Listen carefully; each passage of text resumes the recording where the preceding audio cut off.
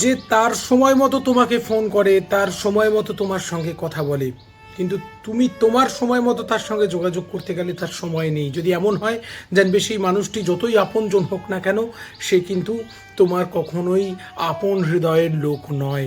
সে স্বার্থে তোমায় ব্যবহার করছে, সেটাও তোমাকে ভালোবাসে না।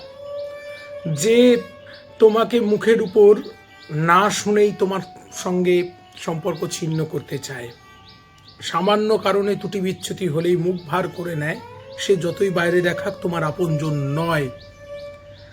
যে শুধু মিষ্টি কথা বলে নিজের কাজ বাগায়, আর কাজ শেষ হয়ে গেলেই বলে আসি আবার কথা হবে, সে কখনোই তোমার আপন লোক নয়।